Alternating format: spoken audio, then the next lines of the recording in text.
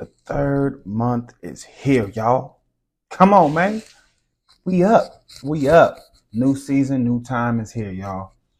Um, we got to give glory to the Most High through the Messiah for this day that our Adonai, which means Lord, has made. Y'all know, tap in. It's your brother Darash. That's right, from that Neighborhood Hebrews Ministries, right? So today we will be reading from the Good News Translation, just for some better, clear understanding.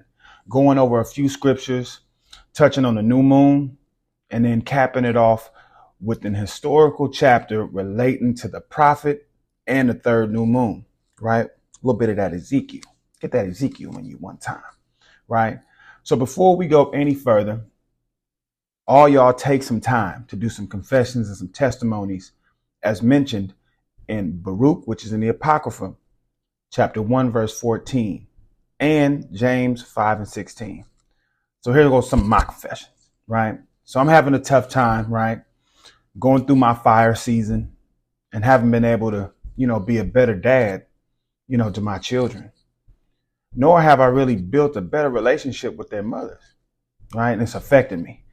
I just want to be there for my family. I miss my family. It's going on 2 years and I've been alone due to me mismanaging some things, some poor decisions. So the next one is I'm starting the ministry, as you know, Neighborhood Hebrews, right? And for the last almost 2 years, my spirit has been telling me to drop my current business, like what I'm doing, how I make my money, and dedicate all my time to his purpose, the Most High's purpose. And it's scary because everything that I have, I may have to give it all away. So if anyone got a trailer I could rent that's in California, the Bay to be exact, for about a year, hey, I'll pay about $1,000 a month for real. Now, although I'm feeling, what I'm feeling, like my communication, I'm lacking, right? But I'm trying to get better. But in this testimony, man, I'm going through it. I'm getting through it. And I'm hoping that, y'all really can take some time with me and help me out. You know what I mean? Because it's a struggle. Just pray for me. You know what I'm saying? So through all this, I'm still in high hopes, high spirits. Even though I have weak moments, I appreciate y'all listening, right? So hopefully you two got something off your chest, right? And will pray for me as I will pray for y'all. So if you drop a comment or a DM to let me know what you got going on and what you going through, that way I'll know exactly what to pray for you for, right? Also, tune in Fridays and Saturdays at 6:30 p.m. Pacific Standard Time and Sundays at 3:30 p.m. Pacific Standard Time. We have Bible Zoom readings. Excuse me. Hosted by my brother Akla Og. I'll put his Instagram down below. All right, so let's get to it. Genesis chapter 1 and verse 14. Then God commanded, let lights appear in the sky to separate from day, from night, and to show the time when the days, years, and religious festivals begin. Okay? So you see here is the calendar which the Most High created based off the sun, the moon, and the stars to be used as devices to help us to navigate time. Okay, let's move on. Numbers 10 and 10. Also, on joyful occasions at your new moon festivals and your other religious festivals, you are to blow the trumpets when you present your burnt offerings and your fellowship offerings. Then I will help you. I am the Lord your God. So here it is in the law telling us to celebrate this as a memorial. In other translations, you'll see it says in the beginning of your months, speaking of the new moon. Let's keep going. Psalm chapter 104 and verse 19. You created the moon to mark the months. The sun knows the time to set. We read here that the moon is for seasons in other translations, which means festivals, meaning new moon festivals, while the sun understands to be the signal for the day, right? Forgive me on that. Signal for the day.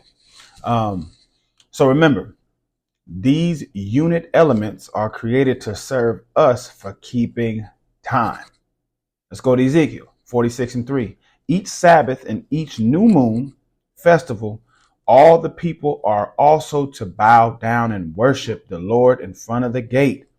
This is showing us the custom of the law that both of these days were days of worship and festive times, as this is from the prophet Ezekiel. Amos 8:5. You say to yourselves, we can hardly wait for the holy days to be over so that we can sell our grain. When will the Sabbath end so that we can start selling again? Then we can overcharge, use false measures, and fix the scales to cheat our customers. Wow, that's our people. Reading this verse in other translations, you'll see both new moon and Sabbath mentioned here. This also shows how our people are always trying to get over, right? Just like in the markets, some try to get around the fact that the new moon is indeed a day to keep set apart, just as the Sabbath. But according to Numbers 10:10, you see there is cooking on these new moon festivals. We got more for you though. First Chronicles 23:30 and 31. And to praise and glorify the Lord every morning and every evening, and whenever offerings to the Lord are burned on the Sabbath, the new moon festival, and other festivals. Rules were made specifying the number of Levites assigned to do this work each time. The Levites were assigned the duty of worshiping the Lord for all time. Right?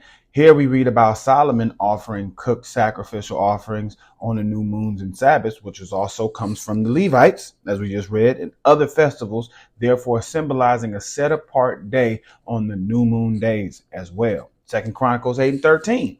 He offered burnt offerings according to the requirements of the law of Moses for each holy day, Sabbaths, new moon festivals, and the 3 annual festivals, high holy days, the festival of unleavened bread, the harvest festival, and the festival of shelters, which is tabernacles, right?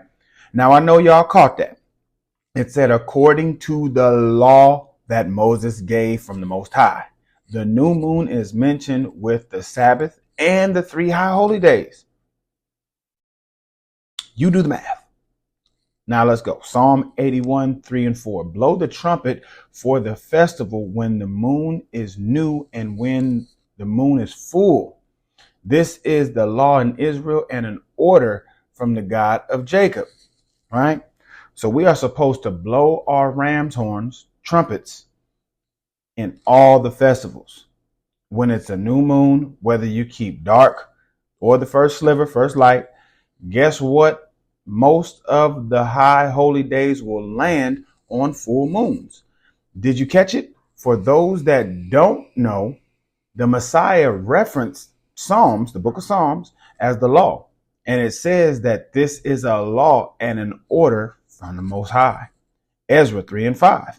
And in addition, they offered the regular sacrifices to be burned whole and those to be offered at the new moon festival and at all the other regular assemblies at which the Lord is worshiped, as well as the offerings that were given to the Lord voluntarily. So this is regular at the gatherings of worship to the Most High, which was continual, meaning more memorialized, like how our people are attached to pagan worship days today, birthdays and Christmas and all that. So Second Ezra, right? Second Ezra chapter 6, verses 45 and 46.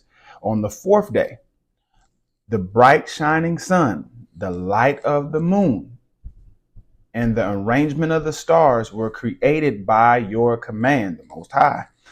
You commanded them to serve the human race, which would soon be created.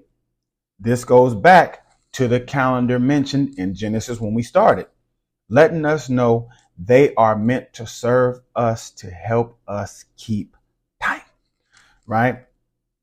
Got to keep that time. Got to know how to keep it. So Sirach 43:6-8.